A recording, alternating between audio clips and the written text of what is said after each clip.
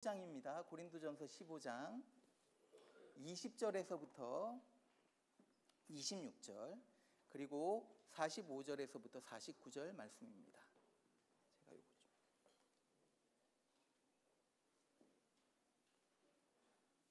좀 20절부터 읽도록 하겠습니다. 그러나 이제 그리스도께서 죽은 자 가운데서 다시 살아나사 잠자는 자들의 첫 열매가 되셨도다. 사망이 한 사람으로 말미암았으니 죽은 자의 부활도 한 사람으로 말미암는도다. 아담 안에서 모든 사람이 죽은 것 같이 그리스도 안에서 모든 사람이 삶을 얻으리라. 그러나 각각 자기 차례대로 되리니 먼저는 첫 열매인 그리스도요, 다음에는 그가 강림하실 때에 그리스도에게 속한 자요, 그 후에는 마지막이니 그가 모든 통치와 모든 권세와 능력을 멸하시고 나라를 아버지 하나님께 바칠 때라. 그가 모든 원수를 그 발 아래에 둘 때까지 반드시 왕노를 하시리니 맨 나중에 멸망받을 원수는 사망이니라. 45절부터 49절 또 읽겠습니다. 기록된 바 첫사람 아담은 생명이 되었다 함과 같이 마지막 아담은 살려주는 영이 되었나니, 그러나 먼저는 신령한 사람이 아니요 육의 사람이요 그 다음에 신령한 사람이니라. 첫사람은 땅에서 났으니 흙에 속한 자이거니와 둘째 사람은 하늘에서 나셨느니라. 무릇 흙에 속한 자들은 저 흙에 속한 자와 같고 무릇 하늘에 속한 자들은 저 하늘에 속한 이와 같으니 우리가 흙에 속한 자의 형상을 입은 것 같이 또한 하늘에 속한 이의 형상을 입으리라. 아멘. 이번 주에 이제 이런 생각을 해보았습니다. 저희 장모님과 아내와 식사를 하면서 이런 대화를 했던 것 같아요. 부활이 없는 사람들은 도대체 무슨 소망으로 살아갈까? 여러분, 이 세상이 다라면 우리를 기다리는 것은 죽음밖에 없죠. What waits for us is death. 그래서 이렇게 생각해 보면 여러분 너무 절망적이지 않습니까? 그냥 아픔과 슬픔 계속해서 막 힘든 삶을 살다가 결국에는 죽는다. 그런데 부활의 신앙을 가진 사람들은 이 세상이 다가 아니다라는 것을 알고 있죠. 하나님 나라가 우리에게 준비되어 있는 것을 알고 있습니다. 우리가 이제 계속해서 고린도전서 15장을 가지고 생각하고 있는데, 고린도전서 15장 1절에서부터 11절까지는 예수 그리스도의 부활의 확실성을 바울이 주장하고 있습니다. 예수님의 부활 사건이 진짜라는 거예요. 그러면서 뭐라고 말합니까? 500명, 남자만 500명. 그리고 바울이 지금 이 글을 쓰고 있을 때, 편지를 쓰고 있을 때 수많은 사람들이 아직 살아있었다라고 말을 하고 있습니다.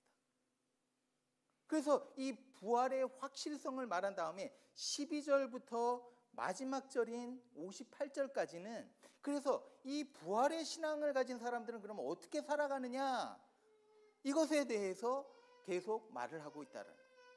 지난 2주 동안에 우리가 2가지를 이미 살펴보았습니다. 4가지를 살펴볼 텐데 2가지를 살펴보았는데 첫 번째는 무엇이었습니까? 여러분 기억나세요? 첫 번째는 히로로 살아간다, 영웅으로 살아간다라는 것입니다. 부활의 소망을 가진 사람들은 영웅으로 살아갑니다. 왜 그런 줄 아세요? 자기의 것들을 아낌없이 주는 거예요. 다른 사람을 위해서 나의 것을 아까워하지 않고 희생하면서 다른 사람을 위해서 살아가는 거예요. 왜 그렇습니까? 하나님 나라의 보화가 있기 때문에. 이 세상 그 무엇과도 상대도 되지 않는, 비교도 되지 않는 영원한 보화가 거기 있기 때문에 이 세상 것들은 다 사라지는 것들, 다 없어지는 것들 뿐이지 않습니까? 그러니까 이것들을 아까워하지 않는 거예요. 그래서 영웅으로 살아갑니다. 자기의 모든 것을 내어주면서 심지어 생명까지 내어주면서 다른 사람을 구원하고 다른 사람을 세우는 일을 하면서 그렇게 영웅으로 살아간다라는 것입니다. 이게 부활의 소망을 가진 사람들의 삶입니다. 두 번째는 어떻습니까? 부활의 신앙을 가진 사람들은 큰 용서를 경험한 사람들입니다. 그렇기 때문에 내가 용서를 경험했기 때문에 다른 사람을 용서하는 삶을 살아간다라는 거예요. 다른 사람을 용서합니다. 내가 그런 경험을 했기 때문에. 그리고 오늘 세 번째로는 부활의 신앙을 가진 사람들은 새로운 창조를 기대하면서 살아갑니다. 첫 번째 영웅, 두 번째 용서하는 삶, 세 번째는 새로운 창조를 기대하는 삶을 살아갑니다. 오늘 이 본문이 어쩌면 좀 어려울 수도 있습니다. 그런데 이 본문에서 우리가 알 수 있는 것이 하나 있습니다. 그건 뭐냐면 예수님이 두 번째 아담 또는 마지막 아담이다라고 바울이 말을 하고 있습니다. 여러분, 첫 번째 아담은 누구일까요? 우리가 잘 알고 있는 이 첫 번째 아담은 에덴 동산, 그 창세기에 나오는 이 아담으로 인해서 죄가 이 세상에 들어오지 않았습니까? 이 아담이 첫 번째 아담입니다. 그런데 성경은 또 다른 아담을 말을 하고 있습니다. 이 아담이 두 번째 아담 또는 마지막 아담입니다. 이 아담이 누구입니까? 예수님, 예수 그리스도입니다. 그러면 예수님이 오늘 본문에서 두 번째 혹은 마지막 아담이다라는 이 표현이 과연 무슨 의미일까요? 이거를 오늘 우리가 좀 생각하기를 원합니다. 저는 기독교에 대해서 많은 사람들이 정말 너무 기대치가 낮은 것 같아요. 기독교에 대한. 여러분, 복음의 이 진리, 복음의 기쁜 소식은 단지 우리 안에 어떤 내면의 평화를 찾는다 또는 세상 속에서 살아가면서 부딪히는 문제를 해결한다, 이 정도가 아닙니다. 우리가 이 세상을 어떻게 하면 더 지혜롭게 살 수 있을까? 어떻게 하면 이 세상을 살아가면서 더 풍요로운 삶을 살 수 있을까? 만족스러운 삶을 살 수 있을까? 이것을 해결해 주는 것이 복음이 아니다라는 것입니다. 물론 이런 면도 있지요. 복음이 우리에게 정말 지혜를 주고 유익을 주는 것 사실입니다. 프랙티컬합니다. 우리가 살아가는데 도움이 되는 말씀이 많이 있습니다. 그런데 이게 전부가 아니다라는 거예요. 만일 기독교가 그냥 우리 마음 편하게 하고 우리의 문제들을 조금 해결해 주는 그것으로 끝난다면 다른 종교와 다른 것이 무엇이 있습니까? 여러분, 여기서 예수님이 두 번째 아담이라는 사실은 정말 우리에게는 놓쳐서는 안 될 보석과 같은 진리를 알려준다고 저는 생각합니다. 첫 번째가 둘로 나누겠습니다. 첫 번째는 예수님이 두 번째 아담이다라는 사실은 완전한 새로운 창조를 의미합니다. 방금 말씀드린 것 같이 이 기독교의 진리는 막연하게 우리의 마음에 위로를 주거나 긍정적인 메시지가 아닙니다. 그럼 저는 우리가 설교를 듣고 말씀을 들을 때 좀 내 마음에 와닿고 좀 프랙티컬하고 내 삶 속에 좀 적용할 수 있고 이런 메시지를 듣기를 원합니다. 그래서 저도 그런 메시지를 전해야 되는 건 맞죠. 그런데 그것보다 더 중요한 메시지가 있다라는 거예요. 그건 뭐냐면 마지막 날 새 창조가 이루어진다라는 것입니다. 기독교의 핵심은 우리의 소망 대신 그 마지막 하나님 나라에 있는 것입니다. 이 세상의 문제가 아니라 이 세상 것이 아니라 하나님 나라에 대한 소망이다라는 거예요.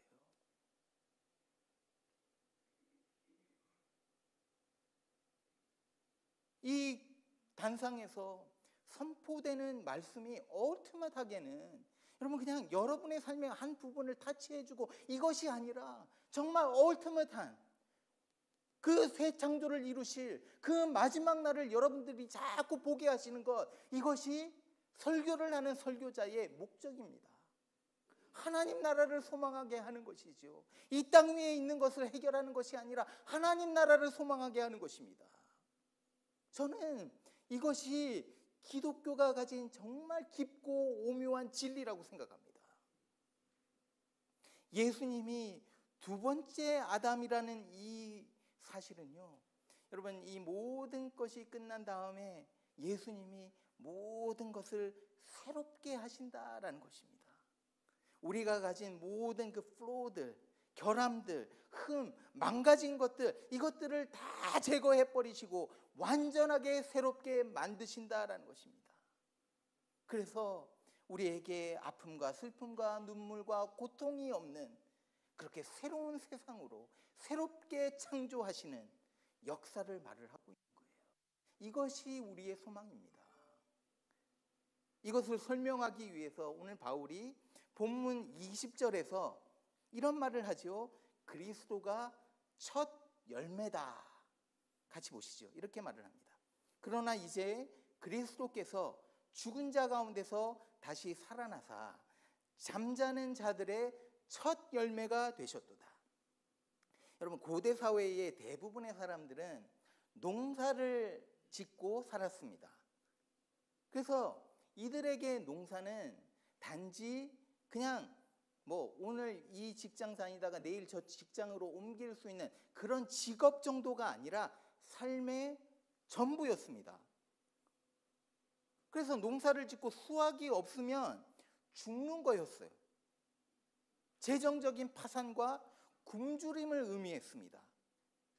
그래서 농부들이 씨를 뿌리고 진짜 기다리고 기다렸던 것이 무엇이냐면 이 첫 열매입니다. First fruits. 그래서 첫 열매가 쫙 맺히면 마을 사람들이 막 다 같이 막 기뻐하고 즐거워하고 막 파티를 여는 거예요. 잔치를 열었습니다. 왜 그랬습니까? 이 첫 열매를 보면 앞으로 어떤 수확이 올지를 예측할 수 있었기 때문인 거예요. 첫 열매가 막 싱싱하고 풍성하고 막 건강하면 이제 후로 나오는 그 열매들도 다 이렇게 놀랍게 아름답고 풍성한 열매들이 맺힐 것이다 라는 희망과 확신을 주는 것이었습니다. 그래서 첫 열매는 단순한 시작이 아니라 여러분 앞으로 올 영광의 보증이었던 거예요. 마치 미래를 미리 맛보는 순간이 바로 이 첫 열매입니다. 바울은 지금 예수님의 부활이 바로 이런 첫 열매다라고 말을 하고 있는 거예요. 그래서 예수님의 이 부활은요, 첫 열매, 미래의 그 영광이 이미 우리 시간 속으로 들어온 것을 말을 합니다. 미래에 맛볼 수 있는 그 새롭게 함, 그 부활의 역사, 부활의 영광이 지금 내 삶 가운데 들어와 임한 것을 말합니다. 여러분, 우리가 예수를 믿는 순간 바로 이 역사가 일어나는 거예요. 우리 안에 부활의 영광이 스며들어서 우리의 영적 변화를 일으킵니다. Spiritual transformation이죠. 그래서 우리가 영적으로 변하기 시작합니다. 하지만 거기서 끝이 아닙니다. 마지막 날 예수님께서 다시 오실 때 우리는 단지 영적인 변화뿐만이 아니라 여러분 육체의 변화를 입습니다. 예수님께서 부활하셨을 때 어떤 몸을 가지셨습니까? 영광스러운 몸. 이게 어떤 건지 자세히는 잘 모르겠습니다. 그런데 멋진 몸인 것 같아요. 영광스러운 몸인 것 같아요. 막 벽도 막 지나가시는 그런 몸입니다. 그런 몸을 입고 부활을 하신 거예요. 그리고 우리 역시도 이런 영광스러운 육체를 그날, 그 마지막 날, 예수 그리스도가 재림하시는 그날 우리가 얻게 될 것입니다. 그래서요, 이사야 선지자의 말처럼 우리가 새 힘을 얻어서 독수리 날개치며 올라갈 것 같아. 뛰어도 지치지 않고 걸어도 피곤하지 않다. 여러분, 제가요 이제 나이가 들어서 그런지 뛰면 한 10m 정도 뛰면 못 뛰겠습니다. 큰일이죠. 그런데 계속 마라톤을 뛰어도 여러분 지치지가 않는다. 왜 그렇습니까? 두 번째 아담 되신 예수 그리스도가 우리를 새롭게 완전한 모습으로, 영광스러운 모습으로 창조하실 것이기 때문에. 이뿐만이 아닙니다. 더 있습니다. 부활의 능력은 단지 우리 인간에게, 저와 여러분에게만 적용되는 것이 아니라 우리가 살고 있는 이 땅도 부활의 능력으로 새롭게 회복이 된다, 리스토어된다라는 것입니다. 그래서 바울이 로마서 8장에서 뭐라고 합니까? 죄로 인해서 이 자연 세계가 지금 고통 속에서 신음하고 있다, 탄식하고 있다라고 말을 합니다.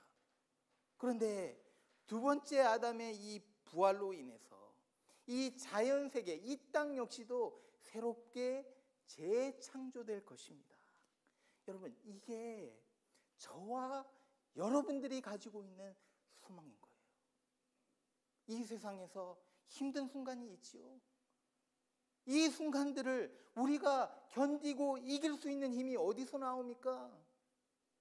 바로 이런 소망이 있기 때문에. 우리를 완전케 하시고 예수 그리스도가 우리를 완전히 새롭게 창조하실 그 날이 있기 때문에 그렇게 우리는 견디는 거예요. 여러분, 우리가 이 땅에서 신앙생활하기가 쉽습니까? 쉽지 않습니까? 쉽지 않습니다. 제대로 신앙생활을 하려면 절대로 쉬운 것이 아닙니다. 여러분, 그리스도인이라면 다른 사람들보다 30분은 적어도 더 일찍 일어나야 되지 않습니까? 왜 그렇습니까? 아침에 일어나자마자 하나님 앞으로 나아가야 되기 때문에,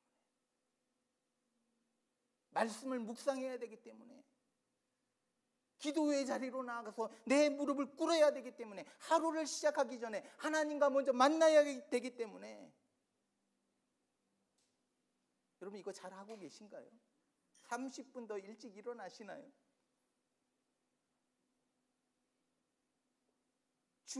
매주 주일을 거룩하게, 정말 귀하게 목숨을 걸어서 지키고 하나님의 말씀에 순종하면서 살아가는 그 삶, 쉽지 않습니다. 여러분, 아까 말씀드린 것 같이 영웅으로 내 것을 막 내어주면서 내 돈 꺼내서 막 희생하면서 살아가기가 쉽습니까? 쉽지 않습니다. 절대 용서할 수 없는 그 사람을 용서할 수 있습니까? 이게 너무나도 힘든 일이죠. 내 힘으로는 안 됩니다. 그런데 그렇게 살아가는 거예요.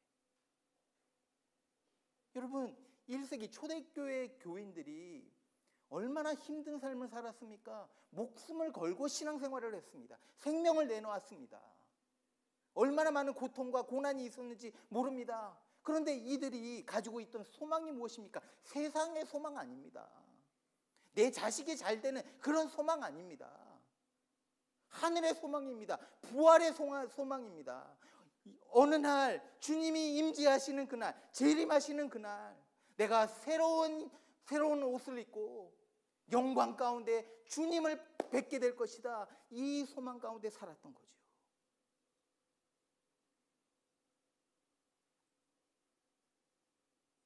두 번째 아담이신 예수님의 그 부활의 영광을 바라보면서 견딘 거예요. 마치 운동선수가 상을 바라보면서 막 훈련하듯이, 그 고통을 이기듯이 영광스러운 부활, 영광스러운 그 새 창조를 바라보면서 신앙생활을 하는 거예요. 이것이 부활의 소망을 가진 사람들이 살아가는 모습입니다. 저는요, 저와 여러분이 이런 모습으로 살아가기를 원합니다. 우리의 신앙생활이 그냥 이 세상에서 잘 먹고 잘 살고 좋은 집 마련하기 위해서 이리저리 뛰어다니고, 내 자녀들 교육 잘 시켜갖고 좋은 대학 보내고 뭐 좋은 직장 얻게 하고, 또 내가 가진 뭐 어떤 문제, 건강의 문제, 사업의 문제, 이런 것들이 해결되는 이 정도가 아니라 새롭게 창조하실 그 영광의 날을 바라보면서 소망 가운데 살아가는 그런 신앙생활을 저와 여러분이 하시기를 간절히 소망합니다. 두 번째는 예수님이 마지막 아담이다라는 의미는 우리 안에 하나님의 형상을 새롭게 하신다라는 것입니다. 그러면 창세기에서 하나님이 아담을 이렇게 쫙 만드셨습니다. 하나님이 아담을 만드셨을 때 어떻게 만드셨습니까? 하나님의 형상으로 만드셨습니다. Image of God. 라틴어로는 이마고 데이라고 말을 합니다. 모든 피조물 중에 오직 인간만이 하나님의 형상대로 창조되었습니다. 그런데 이 첫 번째 아담인 이 사람이 범죄함으로 인해서 우리 안에 있는 하나님의 형상이 망가져 버린 거죠. 하나님의 형상으로 만들었기 때문에 아담 안에서는 하나님의 모습들이 막 드러났는데, 그 아름다운 모습들이 드러났는데, 죄를 범하고 나서는 이런 하나님의 형상들이 막힌 거예요. 보이지가 않게 된 것입니다. 이렇게 망가진, 우리 안에 망가진 하나님의 형상을 두 번째 아담이, 바로 예수님이 새롭게 하신다라는 것입니다. 같이 보시죠. 이렇게 말을 합니다. 49절입니다. 우리가 흙에 속한 자의 형상을 입은 것 같이, 그러니까 우리가 첫 번째 아담 때문에 죄성을 가지고 죄악이 많은 그런 형상을 입은 것 같이 또한 하늘에 속한 이의 형상을 입으리라. 여러분, 하늘에 속한 이의 형상을 입으리라, 이 문장의 뜻이 무엇일까요? 이렇게 좀 설명을 드리고 싶습니다. 우리는 영적인 거울, 미러와 같습니다. 그래서 우리가 만들어졌을 때, 아무런 흠이 없을 때 하나님의 형상이 그대로 우리의 거울에 비춰서 드러났던 것이죠. 그런데 죄로 인해서 이 거울이 어떻게 됐냐면 뿌해진 거예요. 더러워진 거예요. 깨져버렸습니다. 시꺼매져 버렸습니다. 그러면 이렇게 더러워지고 희미해지고 시꺼매진 이 거울은 어떻게 됩니까? 거울의 기능을 제대로 하지 못해요. 하나님의 형상을 드러내야 되는데 하나님의 형상을 드러내지 못합니다. 아무것도 비출 수가 없게 된 거예요. 그런데 예수님이 우리를, 이 더러워진 거울을 닦으시는 거예요. 깨끗하게 닦으십니다. 티 없는, 흠 없는, 티 없는 그런 거울로 막 변화시키시는 거예요. 그렇게 함으로 하나님의 형상을 온전케 하신다라는 거예요. 여러분, 저는 신앙생활이 바로 이렇게 주님께서 우리의 이 더러워진 거울을 깨끗하게 만들어가는 과정이라고 생각합니다. 거울의 이 특성을 몇 가지 좀 생각하면서 어떻게 하나님의 형상이 우리 안에서 회복되는지 좀 살펴보겠습니다. 세 가지를 말씀드리겠습니다. 첫 번째, 보여주십시오. 거울의 특성입니다. 거울의 특성은, 거울은 마주한 대상을 비춥니다. A mirror reflects what it faces. 이것을 좀 더 설명하면요, 이런 거예요. 우리의 영혼의 거울이 하나님을 향할 때 하나님으로 충만해집니다. 윌리엄 템플이라는 대주교가 있었습니다. 1880몇 년도에 태어났다가 1944년도에 세상을 떠난 대주교인데, 아치비숍인데, 이 사람이 이렇게 말을 합니다. 당신의 신이 무엇인지 알려면, 당신의 하나님이 누구인지 알려면 당신이 혼자 있을 때 무엇을 하는지 자세히 보십시오. 아무도 없이 혼자 있을 때 당신은 무엇을 하고 무슨 생각을 합니까? 당신이 마음에 가장 염려하는 것은 무엇입니까? 당신의 생각을 지배하는 것은 무엇입니까? 하루 종일 당신의 그 머릿속에서 떠나지 않는 그것은 무엇입니까? 바로 그것이 당신의 신입니다. 그것이 당신의 인생의 목적이고 의미입니다. 여러분, 거울은요, 어떤 것을 향하든 그대로 담아내죠.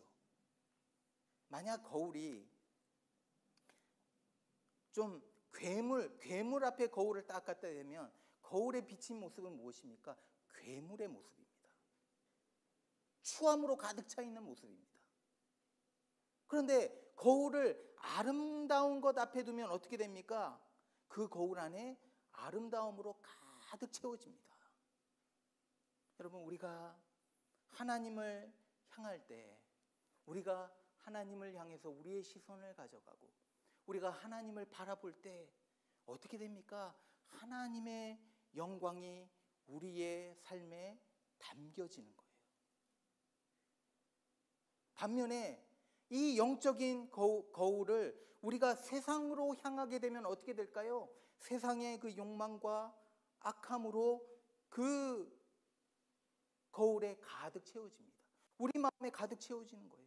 세상의 쾌락을, 우리 마음이 세상의 쾌락을 향하면, 또는 우리의 마음이 세상의 이 재물을 향하면 그것으로 우리의 영혼이 채워지는 것입니다.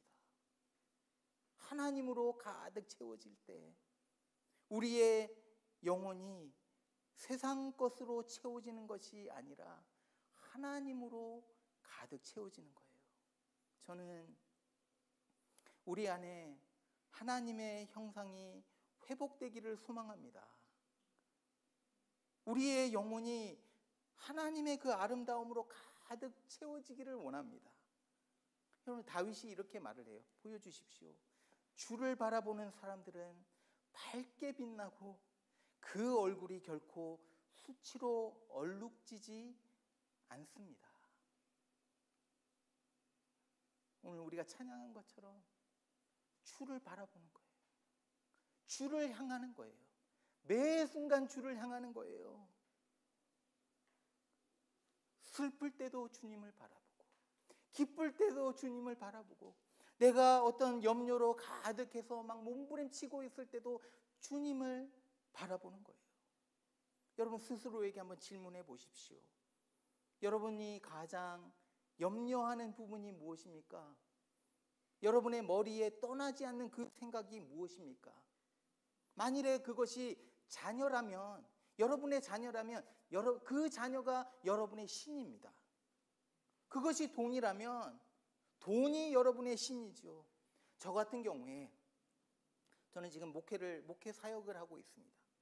그런데 하나님이 아닌 이 목회 사역이 내 생각 속에 가득하다면 이 목회 사역이 저의 신이 됩니다.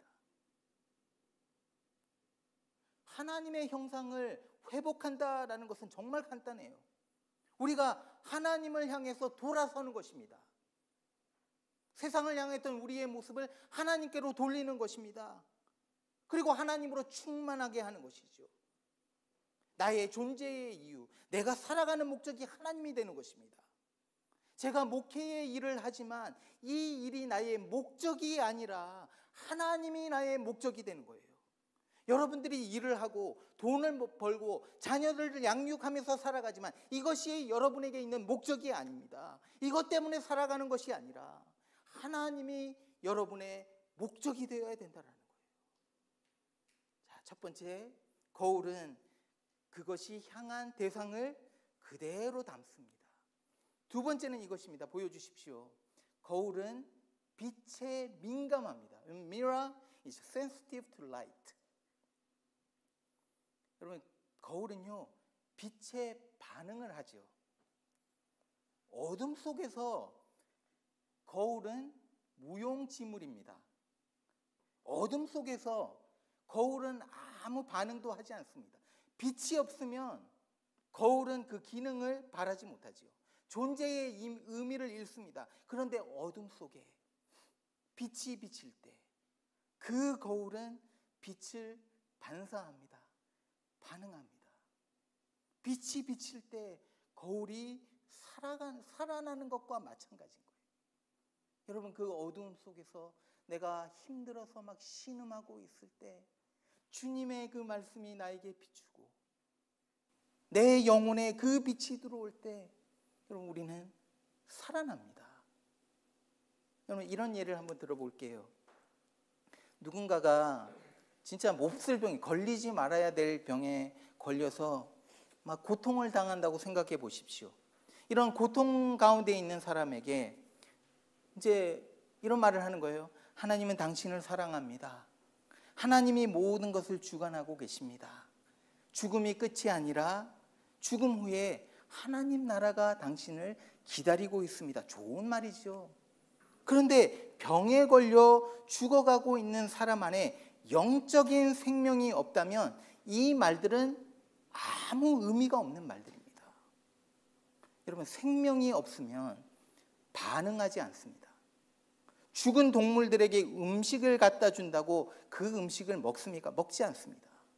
죽었으니까 반응하지 않는 거예요. 반면에 생명이 있는 것들은 어떻습니까? 반응합니다. 그래서 하나님의 말씀이 선포될 때, 그 하나님의 말씀이 빛이 내 마음에 비춰질 때 그 마음이 열리고 살아나는 거예요. 때로는 이 말씀이 비추어졌을 때 우리의 마음이 막 아프기도 하고요, 불편하게 만들기도 합니다. 가끔 이런 말을 들어요. 목사님, 설교를 듣다 보니까 좀 마음이 찔리고 불편할 때가 있어요. 좀 말씀을 조금 부드럽게 해주시면 안 되겠습니까? 부드럽게 제가 안 하면, 부드럽게 하려고 노력합니다, 여러분. 그런데 이런 말을 들을 때 사실은 제 안에는 기쁨이 있습니다. 두 가지 이유가 있어요. 하나는 내가 하나님의 말씀을 제대로 전했구나, 확인이 되는 거예요. 하나님의 말씀은 뭐라고요? 칼인데 양날의 날선 칼과 같다. 그것이 우리의 심장을 찌르고 우리의 죄악된 부분을 도려내고 아프게 하는 거죠. 오퍼레이션을 한다라는 것입니다. 그래서 말씀에 우리가 불편함을 느끼고 아프기도 하다, 이거 당연한 것이죠. 또 제가 기뻐하는 이유가, 다른 이유가 하나 더 있습니다. 그것은 뭐냐면, 그렇게 말씀하시는 그분 안에 이분이 지금 살아있구나, 제가 알게 되는 거예요. 이분이 영적으로 살아있구나. 죽었으면 아무리 말씀이 전해지고 칼날과 같은 말씀이 전해져도 반응을 하지 않는 거예요. 그런데 반응한다라는 것은 무엇입니까? 이분이 살아있다, 영적으로 살아있다라는 거예요. 어둠 속에서, 죽음 속에서는 거울은 아무 반응도 하지도 않고 쓸모도 없습니다. 그런데 빛이 있을 때 거울은 그것을 반사하지요. 여러분, 오늘 말씀이 선포될 때 어쩌면 여러분의 마음이 아플 수도 있고 불편하기도 할 수 있을 것 같아요. 또 이 말씀으로 인해서 정말 새 창조가 있구나, 소망을 가지게 되기도 하고 또 감격하고 눈물을 흘릴 수도 있을 것 같습니다. 이 모든 것이 무엇을 말을 합니까? 여러분들이 살아있다라는 것입니다. 여러분의 영혼이 살아있다라는 것입니다. 거울은 빛에 반응합니다. 세 번째, 거울은 비추는 것을 담습니다. 다시 말하면 거울은 그것이 향하고 있는 그 대상을 그대로 드러내는 거죠. 여러분, 여러분이 거울을 봤을 때 진짜 아름다운 모습이 쫙 나오지 않습니까? 그래서 여러분들 자주 거울을 보시는 것 같아요. 저도 옛날에 거울 보면서 저 자신에게 많이 반했습니다. 근데 이제는 좀 덜한데, 거울에 비친 대상을 그대로 비춰주는 것입니다. 여러분, 부부가 서로 닮는다라는 말이 있습니다. 왜 부부가 오랜 세월 같이 3, 40년 이렇게 하시면서, 저희 아버지 어머니가 60 몇 년이죠? 62년 결혼 생활하신, 결혼 62주년이었던 것 같아요. 올해가 62년. 두 분이 비슷한 모습이 있을까요, 없을까요? 저는 있다고 봅니다. 왜 닮아갈까요? 이거는 확증된 건 아닌데, 이렇게 프루븐된 건 아닌데, 그냥 제 생각입니다. 왜 부부가 닮아갈까요? 평생 서로를 바라보기 때문에. 서로를 바라보기 때문에 서로의 모습 속에서 상대방의 모습이 자꾸 나오는 거죠. 여러분, 우리의 영혼이 하나님을 향할 때 영적 거울에 우리 안에 있는 이 영적 거울 속에 하나님의 모습이 비춘다라는 거예요. 다시 말하면 우리가 살아가는 그 삶 속에서 우리를 통해서 하나님이 보인다라는 거예요. 성령의 모습이 보입니다. 예수 그리스도의 그 아름다운 모습이 보입니다. 예수 그리스도의 그 향기로운 그런 모습들이 보이는 거예요. 그러면서 신앙생활을 하면 할수록 그 신앙이 깊어지면 깊어질수록 그 사람에게서 이 하나님의 형상이 더 많이 드러나게 된다라는 거죠. 여러분, 이 모든 것이 가능한 이유가 무엇입니까? 첫 번째 아담의 죄로 깨지고 망가진 우리 안에 있는 이 거울이, 하나님의 형상이 두 번째 아담으로 인해서 예수님이 우리의 모든 것을 새롭게 창조하시고 깨끗하게 만드셨기 때문이죠. 우리의 영혼의 거울이 깨끗해졌기 때문입니다. 두 번째 아담은 우리 안에 하나님의 형상을 새롭게 하십니다. 사랑하는 여러분, 몇 가지 질문을 하면서 말씀을 맺고자 합니다. 여러분은 어디를 지금 향하고 있습니까? 여러분이 미러인데, 거울인데, 여러분이 지금 어디를 향하고 있습니까? 또 하나님의 말씀이 여러분의 마음에 선포되었을 때 여러분의 마음은 어떻게 반응합니까? 여러분의 삶에서 하나님의 형상이 드러나고 있는지요? 신앙생활 몇십 년 하면서 내 삶에 그리스도의 모습이 드러나고 있습니까? 그래서 하나님의 생각이 여러분의 생각이 되고, 여러분의 뜻이 하나님의 뜻이 되는 것이 아니라 하나님의 뜻이 여러분의 뜻이 되고, 그래서 그 뜻에 순종하는 삶을 살아가고 있는지요? 여러분, 우리의 소망은요, 우리를 새롭게 하시는 이 부활의 신앙입니다. 부활의 신앙.